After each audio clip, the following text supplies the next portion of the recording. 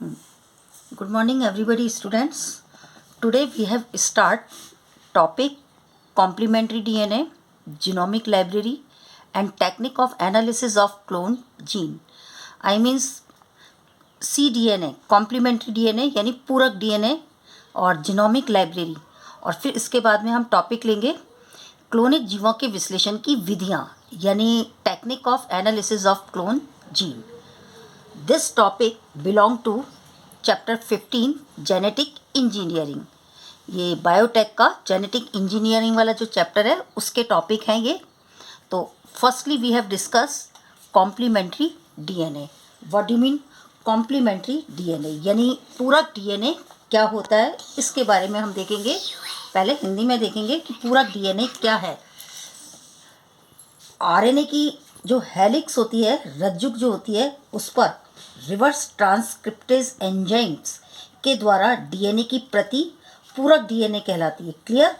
अब सबसे पहले इसको मैं डिफाइन कर रही हूँ कि पूरक डीएनए क्या होता है. आरएनए की रज्जुक पर, रज्जुक समझ गए, लड़ी जो होती है इसकी आरएनए की, उस पर रिवर्स ट्रांसक्रिप्टेड एंजाइम्स के द्वारा निर्मित डीएनए की प्रति डीएनए कहलाती है. ये है. फिर कॉम्प्लीमेंट्री डीएनए लाइब्रेरी. इसके बाद में इसका आएगा जीन क्लोनिक के द्वारा किसी जीव के समस्त अथवा कई पूरक डीएनए की परपोषी कोशिका में निवेशित करवाकर संधारित करने को कॉम्प्लीमेंट्री डीएनए लाइब्रेरी कहते हैं. अब है इसका निर्माण कैसे होता है. कॉम्प्लीमेंट्री डीएनए का निर्माण कैसे होता है, इसकी दो डेफिनेशन होगी दोनों की, कॉम्प्लीमेंट्री डीएनए और डीएनए लाइब्रेरी. मैंने दोनों आपको डिफाइन कर दिए. अब now we have start next.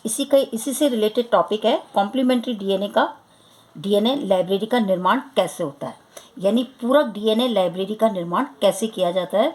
इसके कुछ पॉइंट्स है वो मैं आपको बता रही हूँ, उस पर ध्यान दीजिए. सबसे पहले फर्स्ट पॉइंट है, हम सबसे पहले क्या करते हैं, एक क्रियाशील प्रोटीन निर्माण करने वाले ऊतक की कोशिकाओं से मैसेंजर आरएनए प्राप्त कर लिया जाता है और फिर पौधे की जड़ यानी रूट, पर्ण कोशिका यानी लीफ सेल या मैमल्स के ओवरी से, इससे भी कर सकते हैं. उदाहरण दे रखा है इसमें कौन से ऊतक से मैसेंजर आरएनए प्राप्त करते हैं. और उससे क्या करते हैं हम, सबसे पहले एक क्रियाशील प्रोटीन निर्माण करने वाले ऊतक की कोशिकाओं को प्राप्त करते हैं. सबसे पहले तो ये किया जाता है इसमें. फिर सेकंड है, अब जो मैसेंजर आरएनए है उसके अणु से रिवर्स ट्रांसक्रिप्टेज एंजाइम्स की सहायता से कॉम्प्लीमेंट्री डीएनए का निर्माण किया जाता है. क्लियर. अब इस कॉम्प्लीमेंट्री डीएनए को वाहक में क्लोन कराकर जीवाणु कोशिका में प्रवेश करा देते हैं, इंसर्ट करा देते हैं. फिर है कॉम्प्लीमेंट्री डीएनए का प्रॉप द्वारा संकरण कर यानी इसका ये हाइब्रिड करके इसको आइडेंटिफाई करते हैं, पहचान, और फिर इसका ये विशिष्टीकरण कर लिया जाता है. तो ऐसे इसके 4 प्रोसेस हैं पूरे. मैं आपको इंग्लिश में और बता दूं कि कॉम्प्लीमेंट्री डीएनए फॉर्मेशंस के जो 4 स्टेप्स जो है वो क्या है. फर्स्ट तो है, first of all messenger RNA is obtain from the cell of tissue that produce functional protein. Clear. ये समझ में आ गया आपको. यानी क्रियाशील प्रोटीन निर्माण करने वाले जो ऊतक होते हैं ना, सबसे पहले हम उसको प्राप्त करते हैं. और कौन से ऊतकों से, मतलब ऊतकों में से क्या प्राप्त करते हैं, मैसेंजर आरएनए को. अब इसके एग्जांपल हैं root of plant, chlorophyll cell या form of the ovary of mammals. Clear हो गया. फर्स्ट यानी मैसेंजर आरएनए प्राप्त कर लिया आपने सबसे पहले, फर्स्ट ऑफ ऑल टिश्यूज से. अब now complementary DNA is formed each molecules of messenger RNA with the help of reverse transcriptase enzyme. अब इसमें किस कॉम्प्लीमेंट्री डीएनए जो है, ये मैसेंजर आरएनए अणु है, इसमें हम क्या करते हैं, किसकी सहायता से डीएनए का निर्माण करते हैं, कॉम्प्लीमेंट्री रिवर्स ट्रांसक्रिप्टेज एंजाइम. इसको अंडरलाइन कर लेना आप कि रिवर्स ट्रांसक्रिप्टेज एंजाइम्स जो है इट इज़ मोस्ट इम्पॉर्टेंट. ये है. फिर आपके थर्ड प्रोसेस, अब इस कॉम्प्लीमेंट्री डीएनए को वाहक में क्लोन कर जीवाणु कोशिका में प्रवेश करा दिया जाता है. और फिर इसके बाद में यानी थर्ड जो पॉइंट है, this complementary DNA is clone into the vector and it is enter into the bacterial cell. फिर फोर्थ है after this identification and specializations of complementary DNA is done by crossing the probe. ये है। तो इसमें complementary DNA जो है is use to express characteristic of eukaryotic genes in prokaryotes because they lack introns of eukaryotic gene। अब देखिए complementary DNA का उपयोग जो है यूकैरियोटिक जीन के प्रोकैरियोटिक में अभिलक्षण करने के लिए करते हैं, क्योंकि इसमें यूकैरियोटिक जीन के इंट्रॉन का अभाव होता है इसलिए। तो ये हमारा ये फर्स्ट जो टॉपिक था कॉम्प्लीमेंट डीएनए फिनिश हो गया। Now next we will come genomic library. अब हम आते हैं ये जीनोमिक लाइब्रेरी क्या है। इस जीनोमिक लाइब्रेरी में ध्यान रखिए इसका शॉर्ट डायग्राम जो है आपके पेज नंबर 125 इन हिंदी मीडियम और इसमें इंग्लिश मीडियम के अंदर भी बना हुआ है पेज नंबर 142 पर, उसमें वॉच कीजिए। यहाँ मैंने इसको शो नहीं किया अभी इस वाले को, जीनोमिक लाइब्रेरी को। अब जीनोमिक लाइब्रेरी क्या होती है? किसी भी जीव के संपूर्ण सजीव यानी जीनोम के क्लोनित खंडों को संग्रह या जीनोमिक लाइब्रेरी कहते हैं। क्लियर? जीनोमिक लाइब्रेरी किसे कहते हैं इसका मैंने मीन बताया कि the collections of complete genome of clone fragment is called genomic library. ये है इसकी डेफिनेशन। किसी भी जीव के संपूर्ण अगुणित डीएनए समुच्चय यानी हैप्लॉइड सेट थ्योरी जो होती है डीएनए की को उस जीव का सजीन कहा जाता है। सजीन समझते हैं, जीनोम। और जीनोम क्या होता है? जीनोम जानते हैं ना, haploid set theory of chromosomes, ये होता है जीनोम। जीन लाइब्रेरी का निर्माण एक कोशिका से संपूर्ण डीएनए निकालकर, ध्यान रखना कि डीएनए लाइब्रेरी का निर्माण कैसे करते हैं हम, जीन लाइब्रेरी का, कि कोशिका से यानी एक कोशिका से उसका संपूर्ण डीएनए निकाल लेते हैं और फिर इसका निर्माण किया जाता है। अब इसका निर्माण कैसे किया जाता है उसका यहाँ पे ये जो है लाइन ड्रॉ लाइन डायग्राम्स दे रखा है। लाइन डायग्राम्स जो है इसमें है। सबसे पहले मैं आपको बता रही हूँ, इसमें दोनों लैंग्वेज में बताऊँगी, प्लीज़ वॉच हियर। सबसे पहले दाता कोशिका यानी डोनर सेल, ये जो है completely genome of donor cell यानी डोनर सेल जो होता है उसका कंप्लीटली जीनोम यानी पूरा संपूर्ण जीनोम का उपयोग करते हैं हम। और कौन से एंजाइम्स की हेल्प से करते हैं? रिएस्टिकेशन एंडोन्यूक्लियस एंजाइम। तो ये रिएस्टिकेशन एंडोन्यूक्लियस एंजाइम आपने प्रीवियस वीडियो में भी पढ़ा था। इसका क्या फंक्शन था? डीएनए को फ्रेगमेंट्स करना, डीएनए के फ्रेगमेंट्स करना। तो सेकंड स्टेप में देखिए अब आप डीएनए के फ्रेगमेंट्स हो जाएंगे। प्लीज़ वॉच पेज नंबर 125 और इंग्लिश मीडियम 142 पर आपको मिल जाएगा ये। तो डीएनए के फ्रेगमेंट्स होंगे। अब ये डीएनए के फ्रेगमेंट्स जो है वेक्टर डीएनए इसमें ऐड करके और डीएनए लाइगेज की उपस्थिति में, एंजाइम्स की उपस्थिति में सर्कुलर डीएनए बन जाएगा और इसको हम कहेंगे सर्कुलर डीएनए को हम क्या कहते हैं? ये हमने फॉर्मेट किया है, बनाया है जीनोमिक लाइब्रेरी जो है। तो इसका जो फॉर्मेशंस किया है तो ये कहलाएगी आपकी सर्कुलर रिकॉम्बिनेट डीएनए। क्लियर? अब ये सर्कुलर रिकॉम्बिनेट डीएनए जो है इसकी एंट्री फिर कहाँ कराई जाती है? बैक्टीरियल सेल के अंदर, जिसको हम कहते हैं हिंदी में जीवाणु कोशिका में। फिर बैक्टीरियल सेल्स के अंदर ये क्या करता है? इसका पॉलीमराइजेशन होता है। पॉलीमराइजेशन जानते हैं, बहुलीकरण। और किस रूप में होता है? कॉलोनी के रूप में, तो in the form of colony. Clear? अब आइडेंटिफिकेशन थ्रू डीएनए प्रॉप द्वारा पहचान की जाती है और फिर इस तरह से फॉर्मेशन ऑफ जीन लाइब्रेरी हो जाता है। तो इस तरह से जीन लाइब्रेरी का निर्माण होता है। ये तो पूरा आउटलाइन डायग्राम दे रखा है और ये आपके आ सकता है outline diagram formations of genomic library. 2 marks का क्वेश्चन अराइज हो सकता है आपके, क्योंकि इस लेसन में से भी क्वेश्चन कम आए। अब है आणविक प्रॉप यानी मॉलिक्यूलर प्रॉप क्या है? डीएनए या आरएनए के खंड यानी फ्रेगमेंट जिसकी सहायता से किसी भी जीव में उपस्थित उसके पूरक डीएनए या आरएनए खंडों की पहचान यानी आइडेंटिफाई की जा सकती है। तो उसे हम क्या कहते हैं? आणविक प्रॉप यानी मॉलिक्यूलर प्रॉप कहते हैं। और ये मॉलिक्यूलर प्रॉप जो है 2 टाइप्स के होते हैं, एक तो डीएनए प्रॉप्स होते हैं और एक होते हैं आरएनए प्रॉप्स।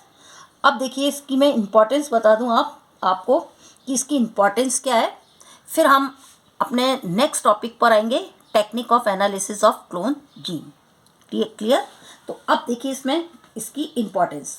फर्स्ट इम्पोर्टेंस है जीन अभियांत्रिकी में यानी जेनेटिक इंजीनियरिंग में शोध हेतु, शोध जानते हैं किसे कहते हैं? इसको मतलब ये स्पेशलाइज्ड डीएनए फ्रेगमेंट्स जो होते हैं जेनेटिक इंजीनियरिंग में सबसे ज़्यादा यूज़ होते हैं। किसके अंदर? आइडेंटिफिकेशंस। और किसका आइडेंटिफिकेशन? स्पेशलाइज्ड डीएनए फ्रेगमेंट्स का। ये ध्यान रखना, यानी स्पेशलाइज्ड डीएनए फ्रेगमेंट्स को पहचानने के लिए जीन अभियांत्रिकी में शोध हेतु इसका उपयोग किया जाता है। किसका? प्रॉप का। सेकंड है, प्रॉप की सहायता से भोजन में उपस्थित प्रदूषक की भी पहचान की जा सकती है। ये भी ध्यान रखना, ज़्यादातर ये भी बहुत यूज़ होता है। Probes are use to identify the contaminations in food, यानी फूड के अंदर कोई प्रदूषक पदार्थ मिला होता है तो ये प्रॉप जो है उसको आइडेंटिफाई करता है, पहचानता है। फिर थर्ड है अपराध विज्ञान। अपराध विज्ञान जानते हैं, क्राइम करने वाले, ये क्राइम साइंस जो होती है। और पैतृकता का मामला सुलझाने में और पारिवारिक रिश्तेदारी स्थापित करने में भी इसका उपयोग किया जाता है। ये आपके बायोटेक के अंदर बहुत ज़्यादा यूज़ हो रहा है इसका भी। In crime science they are use to solve family matters and establishing family relationship. इसमें भी प्रॉप का यूज़ किया जाता है, ये प्रॉप लाइब्रेरी का। और लास्ट है आपके इसमें कि लास्ट इसका उपयोग किस में है? फसल प्रजनक बीज और पौधों की अच्छी जातियों को पहचानने में भी उपयोग किया जाता है कि किस पौधे की कौन सी अच्छी जाति है जिसका हम उपयोग करें, तो उसमें भी बहुत हेल्पफुल होता है ये probe library. Crop breeders use probe to identify good species of seeds and plants. तो इस तरह से हमारा टॉपिक खत्म हो गया। Now next we will come technique of analysis clone gene. अब हम इस पे आ रहे हैं। देखिए ये भी इम्पॉर्टेंट है, इसमें मेन तो इम्पॉर्टेंट जो है साउदर्न ब्लॉटिंग टेक्निक है, जिसका मैंने यहाँ पे डायग्राम बना रखा है, साउदर्न ब्लॉटिंग टेक्निक। इस पर ध्यान दीजिएगा। सेकंड वाला जो प्रोसेस है इट इज़ मोस्ट इम्पॉर्टेंट। और ये भी इम्पॉर्टेंट है पॉलीमरेज चेन रिएक्शन, पीसीआर अधिकतर आ जाता है, ये फुल फॉर्म भी आती है इसकी।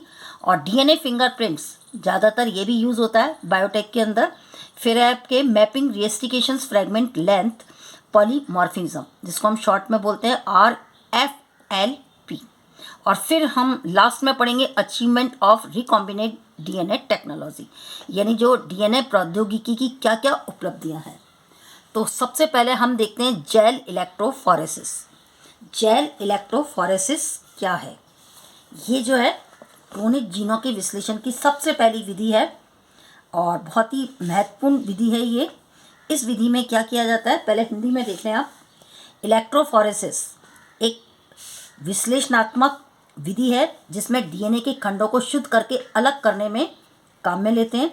और इसमें विद्युत क्षेत्र के प्रभाव से, समझिए इलेक्ट्रिक का इसमें इफेक्ट लेते हैं, तो इसके अंदर ऋणात्मक रूप से यानी नेगेटिवली आवेशित डीएनए खंडों को, जो चार्ज डीएनए के फ्रेगमेंट्स होते हैं, उनके आकार के आधार पर अलग किया जाता है। और इनको अलग करने के दो मेथड हैं, एक तो है एगेरोस जेल मेथड और एक है पॉलीएक्रेलेमाइड जेल। ये भी पूरा कंप्लीट क्वेश्चन आ सकता है आपके, इम्पॉर्टेंट है। अब जो टॉपिक आ रहे हैं सभी इम्पॉर्टेंट है, कुछ भी आ सकता है। तो सबसे पहले we have discuss agarose gel method. इसमें देखिए इन जेल अणुओं के मध्य छिद्र उपस्थित होते हैं, जिसके कारण ये आणविक चलनी यानी मॉलिक्यूलर सीविया की तरह कार्य करती है और डीएनए के खंड को अभिरंजित करके यानी स्टेन करके, डीएनए के जो फ्रेगमेंट्स होते हैं उनको स्टेन करके और जेल में विद्युत प्रवाह देकर के प्रभावित करने पर उनके आकार के आधार पर डीएनए खंड को तेजी से व कुछ धीमे गति करते हैं, तो अलग अलग जगह पर समान लंबाई के बैंड बना देते हैं ये। और बाद में इन जेल को अभिरंजित करके जब अल्ट्रावायलेट प्रकाश में हम देखते हैं तो ये खंड हमें कैसे दिखाई देते हैं? चमकीले नारंगी रंग के दिखाई देते हैं। तो ये जो प्रोसेस है ये क्या कहलाएगा? ये जेल इलेक्ट्रोफोरेसिस मेथड। इसमें देखिए आप, इंग्लिश में आपको मैं बता रही हूँ कि in this gel molecules whole are present due to the which they work in molecular sievias, यानी जेल अणुओं के मध्य में जो छिद्र होते हैं उनके कारण ये किस तरह का कार्य करते हैं? आणविक छलनी की तरह, जिसको हम बोलते हैं मॉलिक्यूलर सीविया। अब क्या करते हैं? By staining this DNA fragments, यानी डीएनए फ्रेगमेंट्स को अभिरंजित करके, and flowing through this gel, और फिर इसको किस में प्रोवाइड करते हैं, जेल के अंदर। DNA fragments move rapidly and some slowly, कुछ तो तेज़ी से गति करते हैं और कुछ धीमे, डिपेंडिंग ऑन देयर साइज, ये अपने साइज के अकॉर्डिंग होता है, and from band of the same length at different places. Clear? After that when these stain gels are ये visualized in ultraviolet lights, ultraviolet light में ये विजुअलाइज हो जाते हैं, दिखाई देते हैं। कैसे? फ्रेगमेंट्स कैसे दिखाई देते हैं? Are seen bright orange colour. तो ये जेल इलेक्ट्रोफोरेसिस मेथड था। It is very simple method, इसमें ऐसा कोई वो नहीं दे रखा ज़्यादा डायग्राम्स वगैरह। अब देखिए आप, ये ब्लॉटिंग टेक्निक जो है इसका डायग्राम दे रखा है, ब्लॉटिंग टेक्निक का ये पूरा ड्रॉ दे रखा है। अब हम इसको देखते हैं ब्लॉटिंग टेक्निक क्या होती है। इस ब्लॉटिंग टेक्निक में, इस विधि में डीएनए टुकड़ों को एगारोज जेल पर प्राप्त करने के बाद में इन्हें नाइट्रोसेलुलोज फिल्टर द्वारा स्थानांतरित कर स्थिर कर लिया जाता है। किसमें? नाइट्रोसेलुलोज द्वारा। ये डीएनए के जो फ्रेगमेंट्स हैं इलेक्ट्रोफोरेसिस मेथड, ये जो आपके डीएनए के जो इलेक्ट्रोफोरेसिस मेथड से सेगमेंट्स प्राप्त हुए थे, इनको हम क्या करते हैं, किसके अंदर, नाइट्रोसेलुलोज फिल्टर के द्वारा। यह लिख रखा है मैंने, नाइट्रोसेलुलोज पेपर एक फिल्टर होता है, तो उसके द्वारा इसको हम स्थानांतरित कर लेते हैं, और फिर डीएनए प्रॉब द्वारा इनके प्रॉब द्वारा संकरण से इनको पहचाना जाता है, और फिर इस प्रक्रिया को ब्लॉटिंग टेक्निक कहते हैं। यानी ये जो है आपकी ब्लॉटिंग टेक्निक कहलाएगी। ये हाइब्रिडाइजेशन, ये यहाँ लिख ही रखा है हमने, hybridizations of nitrocellulose paper with DNA probe and identification through audio radiography. ये पूरा आपको इंग्लिश मीडियम के अंदर पेज नंबर 143 पर इसका डायग्राम मिल जाएगा। यहाँ मैंने मेंशन कर रखा है कि ये डायग्राम आपकी बुक में कहाँ पर है। अब देखिए इस टेक्निक को कैसे करते हैं और किस साइंटिस्ट ने इसको साउदर्न टेक्निक को प्रपोज किया था। ये एक साइंटिस्ट था E.M. साउदर्न इन 1975 का। इसने नाइट्रोसेलुलोज फिल्टर पर इसको ट्रांसमिटेड करके सदर्न ब्लॉटिंग तकनीकी मतलब को प्रपोज किया था, बताया था। और इस तकनीकी में डीएनए खंडों का विश्लेषण किया जाता है। क्या करते हैं हम इसमें, इसका विश्लेषण करते हैं। अब देखिए फिर आपके एक साइंटिस्ट और आया 1979 में, ऑल्विन और उसके साथी थे। उन्होंने आरएनए खंडों को जेल इलेक्ट्रोफोरेसिस के बाद में नाइट्रोसेलुलोज फिल्टर के स्थान पर एमिनो बेंजाइल ऑक्सीमिथाइल पत्र, जिसको हम शॉर्ट में बोलते हैं OBM, इसको अंडरलाइन कर लीजिए आप, एमिनो बेंजाइल ऑक्सीमिथाइल पत्र होता है, पर स्थानांतरित किया। और यह तकनीक जो है ये नदर्न ब्लॉटिंग तकनीकी कहलाती है। ऊपर वाली तो साउदर्न थी, ये नॉर्दर्न कहलाएगी, नॉर्दर्न ब्लॉटिंग टेक्निक। इस तकनीकी में आरएनए खंडों का विश्लेषण किया जाता है। किसका करते हैं? आरएनए खंडों का। ऊपर डीएनए का था। फिर 1979 में तौबीन और उसके साथी आए थे। इन्होंने प्रोटीन को सर्वप्रथम, अब देखिए इसमें अलग अलग आ रहे हैं ये सब। पहले वाले में तो आपने डीएनए का किया साउदर्न टेक्निक में, नॉर्दर्न टेक्निक के अंदर आपने आरएनए का देखा, और अब प्रोटीन का आ रहा है। ये आ रहा है 1979 में। तौबीन और उसके साथी थे, इन्होंने प्रोटीन को सर्वप्रथम सोडियम डोडिसाइल सल्फेट, ये केमिकल्स पे ध्यान देना, ये थर्ड है आपका, कि सोडियम डोडिसाइल सल्फेट की सहायता से प्रोटीन के क्या बनेंगे, पहले पॉलीपेप्टाइड, फिर पेप्टाइड, और फिर आपके ये पॉलीमर्स में ब्रेक होगा प्रोटीन एमिनो एसिड्स के अंदर। या प्रीवियस नॉलेज है आपको इसकी कि प्रोटीन क्या होता है। प्रोटीन जो है सबसे बड़ा मैक्रो बायोमोलिक्यूल्स है, और ये कैसे बनता है, आपके एमिनो एसिड के पॉलीमराइजेशन से। तो इसमें पॉलीपेप्टाइड इसकी चेन होती है, उससे ये प्रोटीन बनता है। तो पहले तो पॉलीपेप्टाइड को विलगित किया जाता है, फिर जेल इलेक्ट्रोफोरेसिस की सहायता से अलग करके और इसको नाइट्रोसेलुलोज पेपर पर, नायलॉन झिल्ली पर स्थानांतरित करते हैं, और फिर एक्सरे प्लेट पर इसको उद्भासित करके प्रोटीन की पहचान की जाती है। तो इस तरह से इस तकनीकी द्वारा प्रोटीन का विश्लेषण किया जाता है। इसको हम वेस्टर्न ब्लॉटिंग कहते हैं, ये वेस्टर्न कहलाएगी। तो ऐसे southern, northern and western blotting. आपकी तीनों टेक्निक जो हैं इसमें आ गई हैं। किसके अंदर? इस सेकंड वाले में ब्लॉटिंग टेक्निक्स क्या होती है। तो इसमें आपने 3 टाइप की ब्लॉटिंग टेक्निक पढ़ी। First southern, second northern and third western. Southern में तो कौन सी टेक्निक थी? डीएनए से रिलेटेड थी। ये जो आपकी दूसरी वाली जो टेक्निक थी नॉर्दर्न, वो किससे रिलेटेड थी? आरएनए से। और तीसरी जो है प्रोटीन से थी। तो इस तरह से ये तीनों टेक्निक है। और आप इंग्लिश मीडियम में पेज नंबर 143 पर इसका डायग्राम देखना, और ये तीनों टेक्निक्स आपकी दे रखी हैं। अब नेक्स्ट हम आते हैं पीसीआर क्या होता है? Polymerase chain reaction. ये पॉलीमरेज चेन रिएक्शन जो है, अब इसके बारे में देखिए। 1985 में यूकैरियोटिक और प्रोकैरियोटिक जो सेल्स होती हैं, इनमें जीन के प्रतिलिपिकरण हेतु वाहक को आवश्यक साधन समझा जाता था। लेकिन एक और साइंटिस्ट आया मूलिस 1989 में, इसने डीएनए की प्रतिलिपिकरण के लिए एक सशक्त तकनीकी खोजी, जिसके द्वारा डीएनए की एक प्रतिलिपि से हम लाखों प्रतिलिपियां अत्यंत कम समय में प्राप्त कर सकते हैं। तो इस तकनीकी को हम क्या कहते हैं? ये पॉलीमरेज चेन रिएक्शन। ये कहलाती है आपकी पॉलीमरेज चेन रिएक्शन। यानी पॉलीमरेज चेन रिएक्शन क्या है?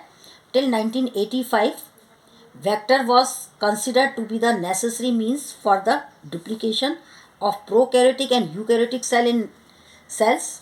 In 1989 मूलिस जो साइंटिस्ट था डिस्कवर अ स्ट्रॉन्ग टेक्निक, एक शक्तिशाली टेक्निक थी, powerful, for the duplications of DNA of the helpful to get millions of replica from a single DNA in a short time। यानी बहुत कम समय में हम लाखों इसकी प्रतिलिपियां प्राप्त कर सकते हैं। तो this technique is known as polymerase chain reaction, ये कहलाती है। This reaction include 3 main steps. इसके थ्री मेन स्टेप्स होते हैं, which are repeated again and again, वो वापस रिपीट होते रहते हैं। फॉर डुप्लीकेशंस ऑफ डीएनए की प्रतिलिपिकरण करने के लिए, and after repetition of 20 to 30 times it forms about millions of copies of DNA, और हमें डीएनए की मिलियंस कॉपीज जो है फाइंड हो जाती हैं। तो this process is complete in thermal cycler for the completions of 1 year. It's take 225 second के अंदर। अब इसके यूजेस हैं, मैं इसके यूजेस बता रही हूँ कि क्या यूज़ हैं डीएनए इसके।